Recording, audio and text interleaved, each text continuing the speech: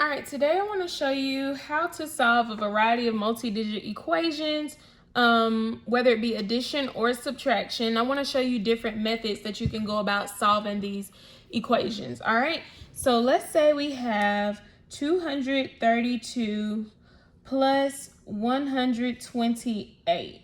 All right, if I look at this, I'm going to know some regrouping has to go on. So I'm going to show you two ways to solve this problem. First is going to be our standard algorithm. The standard algorithm basically means that I just line up my place values with themselves. So my ones are with my ones, my tens are with my tens, my hundreds are with my hundreds. All right. Now, the important thing to remember is that every time we get a group of 10 of something, it moves up to the next place value. All right. So when I see the number 25, I don't have 20 ones. I have two groups of 10. That's why it's in the tens place. All right. And then I have 5 ones. All right, so keep that in mind as we move through this and start to regroup. So first we have 2 plus 8. 2 plus 8 equals 10. All right, I have 0 ones left over, but I have a whole group of 10. So I have 1 10. It's going to go above my 10 column. All right, if I add 1 plus 3, that gives me 4 plus 2 gives me 6. Now I have 6 total 10s. I gained 1 10. From this column was left with 0 ones. Now I have 6 total 10s. All right, 2 plus 1 equals 3. So my total answer would be 360. Now there's another way to solve this problem. I could write it out and I could solve it according to its place value. So I'm going to write these numbers out in expanded form so you all can see them. So 232 in expanded form is 200 plus 30 plus 2. 2 of my ones, 30 total ones in my tens, 200 total ones in my hundreds. All right, that's plus 100 plus 20 plus 8. Okay? All right, now we just said that if I ever gain a whole group of 10, it has to move to the next place value. So let's look at it.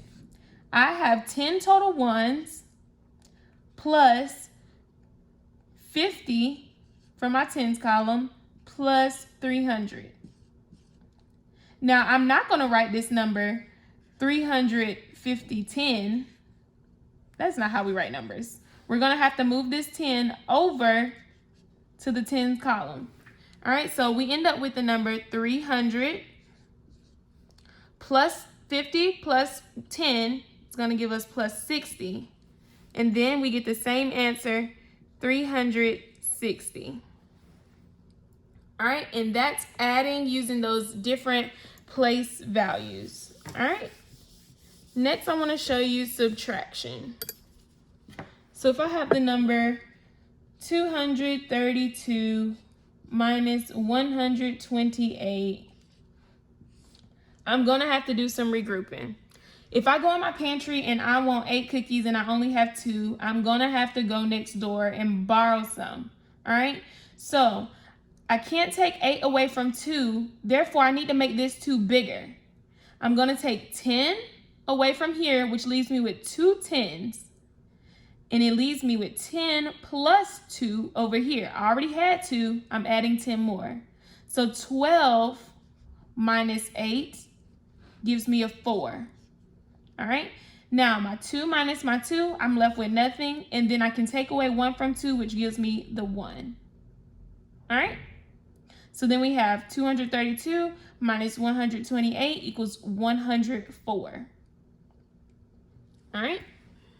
Now, let's write that out in expanded form. So we have 200 plus 30 plus 2 minus 100 plus 20 plus 8.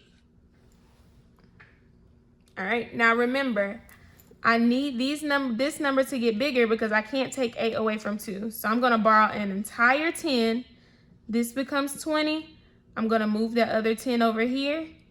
Plus 10, that becomes 12. 12 minus 8 gives me that same 4 we talked about earlier. 20, take away 20, gives me 0.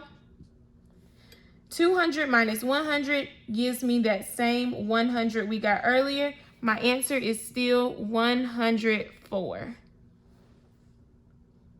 Those are two different methods to add and subtract with regrouping.